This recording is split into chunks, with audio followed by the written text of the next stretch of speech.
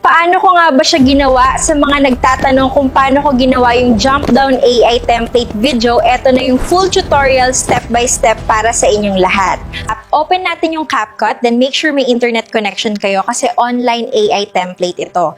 Pag nasa CapCut na kayo, punta ka sa templates, then search mo jump down.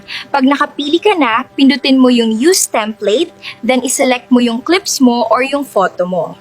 Usually guys, may makikita kayo na nakalagay na 100 coins, 200 coins, or PRO. Yan yung tinatawag na paid templates. Kapag may bayad yung effect, pindutin nyo lang yung template, then lalabas yung use 100 coins. Pag wala kayong coins or kulang coins nyo, pwede kayo bumili ng coins. Pag na-upload nyo na yung clips or yung photo nyo, automatic na mag-AI process yan. Hintayin nyo lang matapos yung rendering and that's it. Meron ka ng AI video effect na pwede nyo nang pang-post. And ayan guys, ganun ko ginawa yung jump down AI video gamit lang si CapCut. Sana makatulong sa inyo. Comment kayo kung gusto nyo pa ng ibang tutorial. Ganun lang guys, kadali gumawa ng AI video effect sa CapCut gamit coins o ng free template. Sana makatulong sa inyo at wag kalimutan mag-like, comment at share para matuto din ng iba pa na hindi pa alam paano gamitin si CapCut. Sa comment section, nag-iwan ako ng link. Click nyo lang yan at direct na kayo mapupunta kay CapCut and paki-follow nyo na rin ako doon. Pwede nyo din gamitin ang mga template ko. Maraming salamat sa inyo lahat. Enjoy making and posting AI video. Tip ko lang sa inyo guys, kapag bagong user kayo sa CapCut, karamihan sa mga paid effects at AI templates,